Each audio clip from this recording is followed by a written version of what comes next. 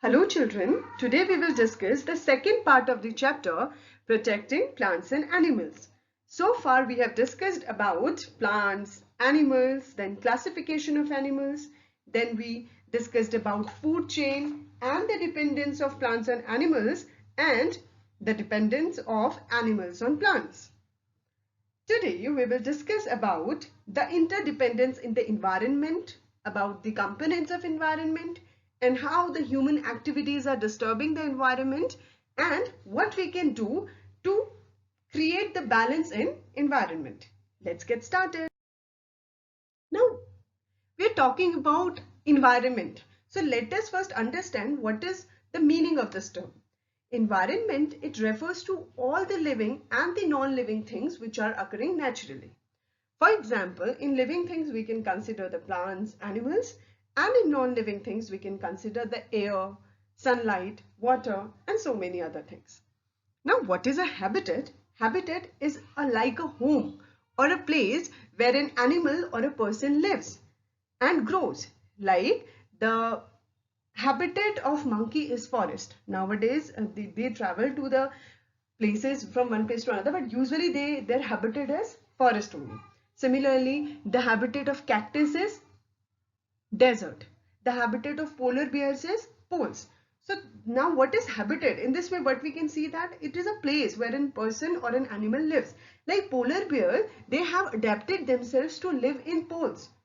The poles, they are said to be the coldest places on earth. Now, in order to survive in that temperature, they have developed a thick fur, and that too white in color. Now, that thick fur, it protects them from the cold temperature and the white in color. The white color, it helps them to hide away from the predators. Similarly, the cactus, it has developed certain modifications in order to live in desert. How? It has developed long roots so that they can stretch out and search water and can live in the high temperature areas as well.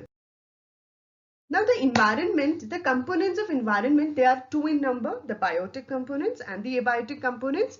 Let us see what are the biotic components. Now first of all, let us understand what is the meaning of biotic. Bio means something which is related to living or life. So all the living things will be considered under biotic components like the animals, plants, insects, all. And all the non-living things, they will be considered or they will be there in the abiotic components. These are sun, water. Now we know that there are the biotic components, abiotic components are there.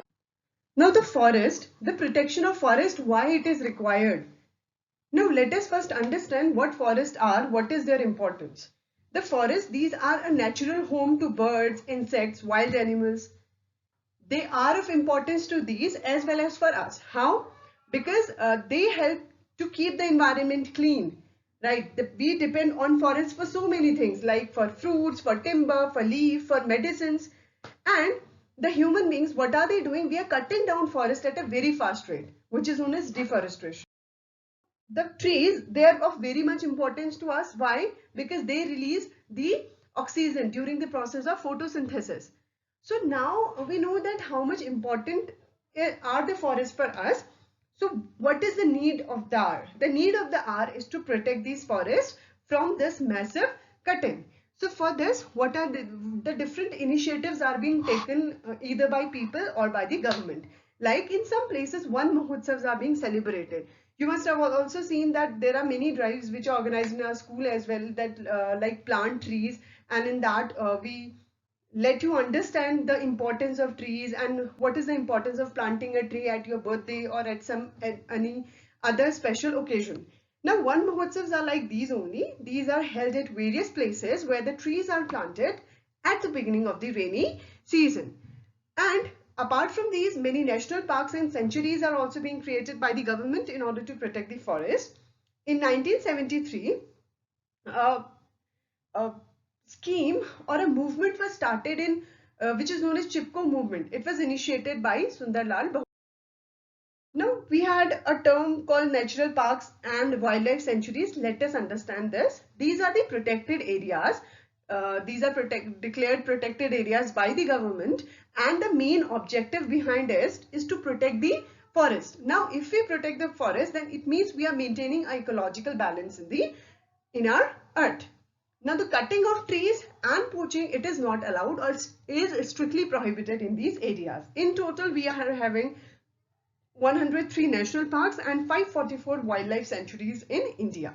Like, for example, Jim Corbett National Park, it is established in order to protect the World Wild Fund for Nature, WWF.